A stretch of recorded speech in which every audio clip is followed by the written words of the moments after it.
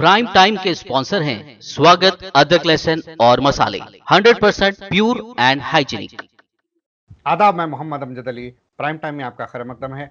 नाज़रीन किराम, कोविड की जब से दूसरी लहर चल पड़ी है, जब से ये कहा जाने लगा है कि कोविड जो है ड्रॉपलेट्स के अलावा हवा के ज़रिए भी फैलता है, यानी कि ये एयरबॉर्न हो चुका है। इस थियरी में कितनी सदाकत है? और फिर जो मास्क हम इस्तेमाल कर रहे हैं वो क्या अप्रोप्रिएट है या नहीं? इसके अलावा जो हुकूमत ने हाल ही में लॉकडाउन का ऐलान किया और फिर 4 घंटे का रोज़ाना रिलैक्सेशन, क्या ये एक्शन दुरुस्त है या इससे नफ़ा कम और नुकसान ज़्यादा है? इस बारे में हम गुफ्तगू करेंगे। हमारे साथ मौजूद हैं माइक्रोबायोलॉजिस्ट व infection control expert doctor R C Biloria साहिबा। Doctor Asif Biloria, BBN channel पर आपका खैर मकदम है। अस्सलाम वालेकुम, शुक्रिया आप दावत देने के लिए। जी, जो कहा गया था कि कोविड वायरस एयरबॉर्न हो चुका है, इस जी थियरी में कितनी सदाकत है? देखिए, पिछले साल से ही इसके बारे में काफी मिसकॉन्सेप्शंस और काफी क्रॉस टॉक्स हो चुके हैं कि ये कोविड ट्रांसमिशन जो है, ये इसका ट्रांसमिशन कैसा रहेगा। पिछले साल भी इसमें काफी कंफ्यूजन था, मगर अभी रिसेंटली एक बहुत रेप्यूटेड जर्नल जो है, उसमें ग्रुप ऑफ साइंटिस्ट ने ये बताया, काफी तरीके, एटलीस्ट 10 रीजंस दिए गए हैं जिससे ये प्रूव किए वो लोग कि ये जो कोविड ट्रांसमिशन है जो है वो एयरबॉर्न से होते हुए दिख रहा है। तो हाल ही में अभी ये सीडीसी ने भी इसको अपने इसमें ऐलान कर दिया है कि नहीं, ये जो है कोविड ट्रांसमिशन जो है अभी एयरबॉर्न ट्रांसमिशन से होता हुआ दिख रहा है आजकल। अच्छा, आपने जर्नल का नाम नहीं बताया? The Lancet. The Lancet. Lancet. Okay. जी सो लैंसेट के मुताबिक ये एयरबॉर्न हो रहा है। मेरा जी ये कहना है कि अगर वायरस एयरबॉर्न होता तो जितने नंबर ऑफ इन्फेक्शन हो रहे हैं उससे मल्टीपल्स में कहीं ज़्यादा होने चाहिए थे। जैसा कि मुझे जहन में आता है कि जब भोपाल में यूनियन कार्बाइड कंपनी से गैस लीक हुई थी तो हज़ारों लोग मुतासिर हो गए थे, कहीं कितने किलोमीटर पर फैल गई थी। क्या ये ऐसा सोचना दुरुस्त है? नहीं, देखिए, गैस का ट्रांसमिशन, गैस का फैलना is cannot be compared to the airborne transmission.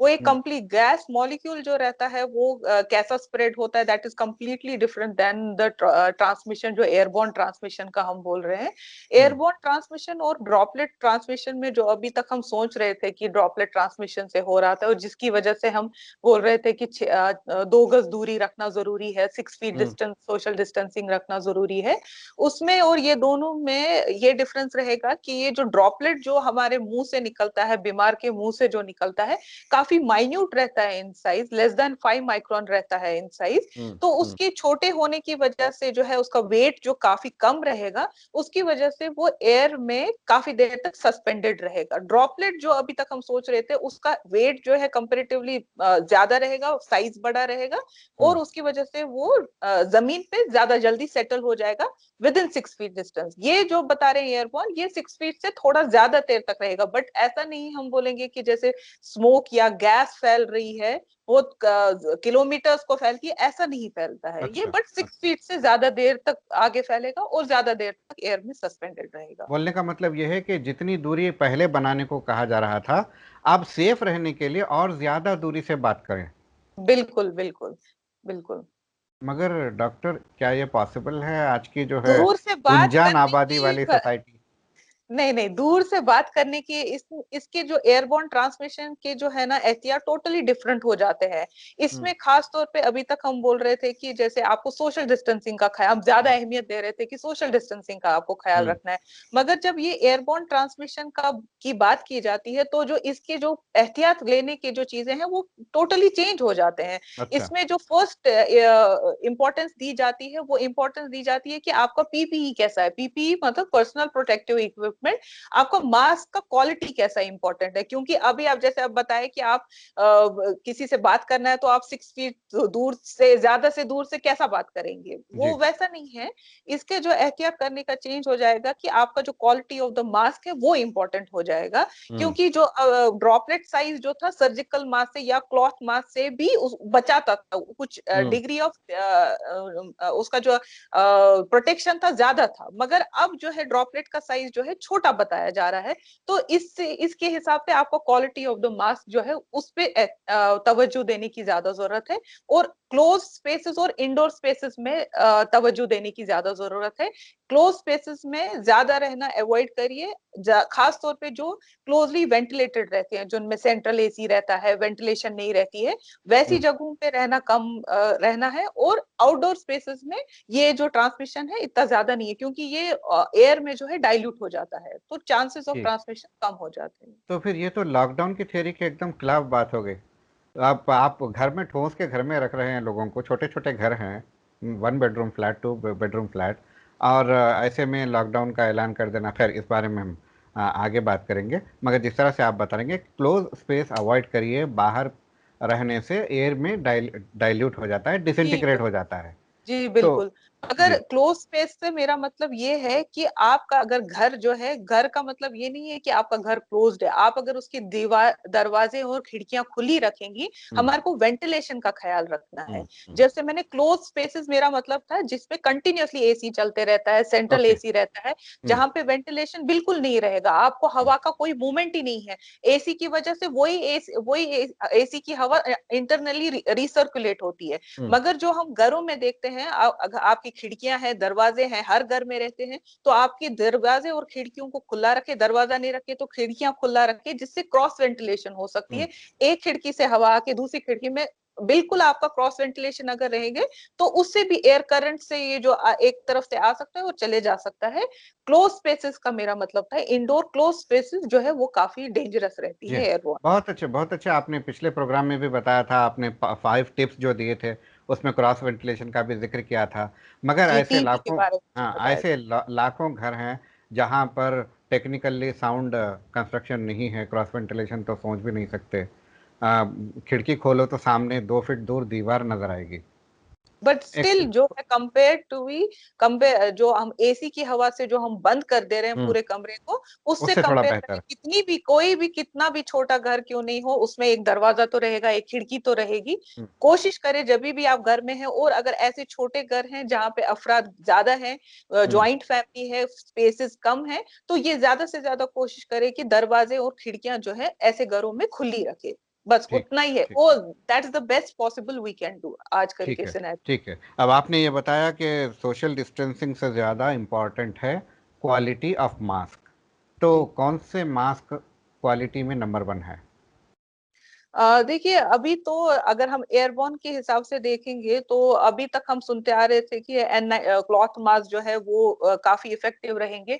मगर एज पर अगर हमें अब देखा जा रहा है कि ये एयरबॉर्न है, तो मैं एडवाइस करूंगी कि क्लॉथ मास्क नहीं यूज करने चाहिए। स्पेशली जब आप क्राउडेड प्लेसेस में जा रहे हैं तो आप खास तौर पे क्लॉथ मास्क नहीं यूज करिए। अगर आप बेस्ट पॉसिबल है कि N95 मास्क जो हम डॉक्टर्स यूज करते हैं, मेडिकल सेटअप में यूज करना इसके लिए ज्यादा बेहतर है। तो मैं ये अगर वो महदूद रह रहा है मेडिकल सेटअप तक ही तो ठीक है। मगर अगर कभी आपको क्लोज स्पेसेस में जाने की जरूरत रहती है, जैसे कि मैं एग्जांपल दूंगी, एयरपोर्ट्स रहते हैं आपके जो क्लोज्ड हाईटेक, ये जो कंपनी एमएनसीज रहते हैं जहां पे बिल्कुल क्लोज स्पेसेस रहते हैं, एयर ट्रेवल रहता है आपका, एयरक्राफ्ट में जहां रहता है, जहां पे बिल्कुल वेंटिलेशन की जरूरत, बिल्कुल कोई ये नहीं रहता, वेंटिलेशन नहीं रहता है, तो हम्म। ऐसी जगहों पे अगर आप N95 मास्क यूज करेंगे तो बेहतर रहेगा। N95 अगर आप अवेलेबल नहीं है तो आप KN95 भी यूज कर सकते हैं। और ये दोनों मास्क के साथ प्रॉब्लम क्या है कि ये दोनों मास्क जब आप पहनते हैं तो काफी सांस लेने में तकलीफ होती है। ये हम्म। डॉक्टर्स और नर्सेज ही पहन पा रहे हैं क्योंकि उनको आदत हो चुकी है और बहुत मुश्किल से पहन पाते हैं। मगर कॉमन पब्लिक जो है, जनरल पब्लिक, इनका यूज करना वो बहुत डिफिकल्ट समझते हैं और काफी लेबोरियस ब्रीदिंग हम्म। होती है उनकी। हम्म। ऐसे तरीकों में अगर आप N95 या KN95 नहीं यूज कर पा रहे हैं तो मैं उनके लिए सजेस्ट करूंगी कि आप डबल मास्किंग यूज करें। दो मास्क आप यूज कर सकते हैं, एक surgical mask and one cloth mask. तो ऐसा करके आप बाहर क्राउडेड प्लेसेस में जाए। अगर क्लोज वेंटिलेटेड स्पेसेस है, क्लोज जहां पे वेंटिलेशन नहीं है, तो वहां पे N95 मास्क का यूज करें आप। मगर क्लॉथ मास्क तो एज ऑफ नाउ खास तौर पे क्राउडेड प्लेसेस पे बिल्कुल यूज ना करें। जी, आपने ये बताया N95 यूज़ करने में दिक्कत पेश आती है, सांस लेने में तकलीफ होती है, तो ये किस तरह से बर्दाश्त करते हैं डॉक्टर, मेडिकल फ्रेटर्निटी? जब हमारे डॉक्टर्स को या हेल्थ केयर वर्कर्स को, जो कोई भी नर्सेस है, जब उनके सामने एक रिस्क दिया जा रहा है कि आपको कोविड पेशेंट के साथ आपको डील करना है, तो पहले हमको, हमारा ये रूल है कि हमको पहले अपने आप को सेव करना है ताकि हम मेंटली एंड फिजिकली स्टेबल रहे, तभी जाके हम मरीज का जो है इलाज कर सकते हैं। इसका लेबोरियस ब्रीदिंग क्यों रहती है? क्योंकि ये इसकी जो एफिकेसी रहती है 95% पार्टिकल्स को ये फिल्टर करता है। मतलब अगर 100 पार्टिकल्स आपके फेस मास्क को टच करते हैं तो वो 95 को डिफ्लेक्ट कर देता है। कोई भी रेस्पिरेट वायरस हो या कोई भी रेस्पिरेटरी पैथोजन हो, उसको डिफ्लेक्ट करेगा और अंदर नहीं आने देगा। तो इससे जो है हमारी श्योरिटी ऑफ प्रोटेक्शन जो है वो बढ़ती है। तो डायरेक्ट कांटेक्ट रहता है पेशेंट्स के साथ, तो उनको ये कैसे भी बर्दाश्त करना और आहिस्ता आहिस्ता इसकी आदत हो जाती है। अच्छा, अब मेरा ये सवाल है कि जो रेस्पिरेटर होता है, वो एक छोटा-सा फ़ैन जैसा होता है, तो क्या उसमें से वायरस दाखिल नहीं होगा? नहीं, इसमें ये रेस्पिरेटर जो है फैन नहीं रहता है, इसमें हाँ, फिल्टर्स रहते हैं। अच्छा। इसमें लेयर्स ऑफ फिल्टर्स रहते हैं, जिसमें एक लेयर को पास करके दूसरे 5 लेयर्स ऑफ फिल्टर्स रहते हैं, जिसको एयर को उसको ट्रांसफर करना रहता है, और हर किसी फिल्टर की अपनी अपनी एफिकेसी रहती है। और हुँ, बाय द एंड जो है, अगर ये ऑथेंटिकेटेड फिल्टर रेस्पिरेटर्स है, तो ये 95% ऑफ द पार्टिकल्स को जो है डिफ्लेक्ट करेंगे, अंदर नहीं आने देंगे। हुँ। फैन नहीं अब रहता अब है इसमें। आपने अब आपने ये बताया कि जो है ज़्यादा करीब जाने में ख़तरा है क्योंकि ये एयरबॉर्न है, और फिर आपने ये बताया कि N95 लगाएंगे तो ही ज़्यादा प्रोटेक्शन है, मगर आवाम इसको बर्दाश्त नहीं कर पाती है, ज़्यादातर लोग नहीं पहनेंगे। तो आपने ये सजेशन दिया कि डबल मास्क लगाएं, double surgical mask. Mask plus cloth mask. तो जी। ऐसे में मैं 2 दिन से मुशाहिदा कर रहा हूँ, जो रिलैक्सेशन दिया जा रहा है 6 बजे से 10 बजे तक, इस दौरान पब्लिक पूरी सड़कों पे है, पूरे दुकानों में है। एक-एक छोटी-छोटी दुकान में डज़नों लोग अपनी खरीदारी का इंतज़ार कर रहे हैं। कोई फ़िश मार्केट में, कोई चिकन की शॉप में। तो ये क्या, ये लॉकडाउन का इस तरह से ऐलान करना, ये ख़तरे की तरफ ले जा रहा है या बचा रहा है? देखिए, गवर्नमेंट का तो ये उनकी जो विजन था कि पब्लिक को बचाने का ही विजन से दिए थे कि लॉकडाउन भी हो जाए। केसेस बढ़ते जा रहे हैं, दिन ब दिन बढ़ते जा रहे हैं। एक तरीके से एक पीरियड उनको जब अंडर लॉकडाउन रखेंगे तो ट्रांसमिशन बच जाएगा, और मॉर्निंग का रिलैक्सेशन पीरियड दे जाएंगे। और जो भी आवर्स दिए थे कि 6 to 10 दिए गए हैं, ऐसी हालत में कौन नींद से उठेगा? वही उठेगा जिसको बहुत ज्यादा जरूरत है, वही जाके अपनी जरूरत की चीजों के लिए बाहर जाएगा। हुँ, मगर हमारी जैसी अवाम में, हम मेरे को समझ नहीं आ रहा है कि अब लोगों को डर किस चीज से होगा। हुँ, जब लेफ्ट राइट सेंटर में डेथ्स हो रही हैं हमारे, पिछले साल जब हम कोविड पैंडेमिक में थे, तो हम दूर दूर के लोगों को सुनते आ रहे थे, ये स्टेट में हो रहा है, वो स्टेट में हो रहा है, दूर के रिलेशन। मगर अब जो सेकेंड वेव में इतने केसेस बढ़ रहे हैं कि हमारे खुद की फैमिली में किसी न किसी को इन्फेक्ट हुआ है, किसी न किसी की जान चली गई है। हमारे फर्स्ट सर्कल में भी ये हुआ है, हमारे अपने क्लोज करीबी, हमारे प्यारे चले गए हैं। जब उससे उनको डर नहीं होगा तो किस चीज से उनको आखिर डर हो सकता है? ये चीज मेरे दिमाग के परे है। मैं हुँ, भी आज कुछ ऐसे वीडियोस देखी हूँ जहां पे मैंने देखे मार्केट्स में सुबह 6 बजे का ऐसा हाल है कि ऐसा दिख रहा है कि दिन का वैसा हाल भी नहीं पहले होता था। हुँ, ऐसा हुँ, हाल हो चुका है। गवर्नमेंट का विजन ये था कि सुबह में अगर हम रिलैक्सेशन देंगे तो वही लोग उठेंगे जिनको ज्यादा जरूरत है, वही हुँ, लोग बाहर शॉपिंग के लिए हुँ, जाएंगे। मगर हमारे लोगों में ही अगर वो डर नहीं रहा है तो क्या कर सकते हैं इसमें? वो बताने की वो ये थे। अब एक ही चीज इसमें कर सकते सकते हैं कि एसेंशियल सर्विसेज जो है बस वही अलाउ करें 6 to 10। जैसे अभी बताया गया है कि पूरी दुकानों का जो है अलाउंस दे गई है कि 6 to 10 हर चीज खुली हो सकती है।